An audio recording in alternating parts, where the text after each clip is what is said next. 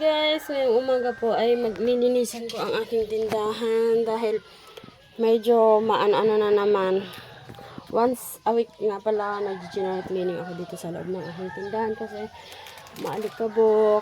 Tulad ngayon, summer, dapat punas-punas ito ang ating mga paninda kasi mabilis kumapit yung yung mga alikabok ko. Ayun, pinupunasan ko kasi mabilis maano siya, oh. Ayun.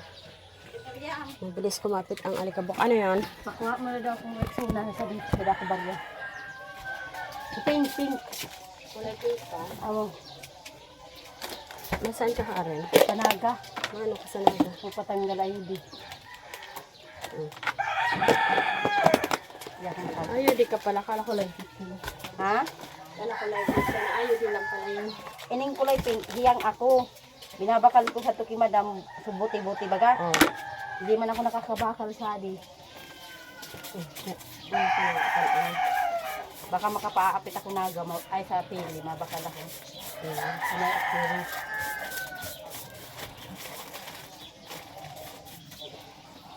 Napunas ako ng mga alikabok kasi bilis kumapit ng alikabok ngayon. Gawa ng mainit. Ano kaya mga Para matanggal ko na yung ayudi ko, kaya agupaman ako rigla. So yun nga guys, medyo naputol ang ating pagsasalita kasi may bumili. Pero okay lang yun. Ay shit, nahulog pa. Ayun, linisin ko to. Lalo na dito sa mga sulok-sulok. Inaalis ko yung mga ano-ano ng mga daga ba. Yung hinahakot ng mga daga. Sa sulok-sulok.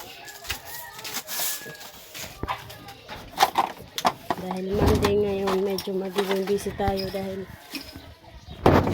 sa umaga, ang dami kong ginagawa.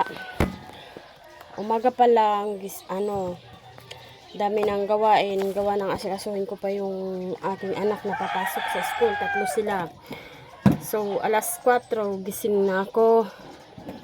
Kasi magluluto. And then, aayusin pa yung mga baon nila, yung mga susutin nila. Ang hirap maging isang nanay, tatay, pero kinakaya dahil no choice tayo eh. Ako lang mag-isa dito. Gawa yung asawa ko, naghahanap buhay. Naghahanap buhay din siya sa malayo. Kaya ako lahat, tindahan, bahay, tapos andun pa yung pag-aalaga ng baboy sa likod ng bahay ko. Super talaga nakakahirap, pero akala ng iba maganda yung buhay ko, pa-relax lang daw kasi maganda yung trabaho ng asawa ko, pero hindi nila alam. Napapagod din ako. Hindi ko lang sinasabi, kinakaya ko lang, dinadaan ko na lang sa tawa. Yun. Kasi kung iisipin mo talaga yung pagod, mas lalo ka talagang ma-stress. Kaya yun. Bali, ang pinaka-relax ko na lang pag walang pasok sa hapon, yun, naglalako ako. Extra income din ba? Para makatulong din sa aking asawa sa pagpapadala.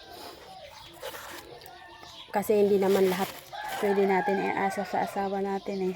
Dahil, syempre, meron din siyang obligasyon, meron din siyang negosyo na niro-rolling yung kita niya.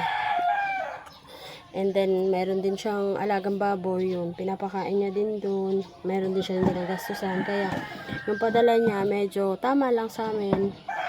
Minsan kulang pa nga eh. Kaya ako na lang ang gumagawa din ng paraan para makaraos din sa araw-araw.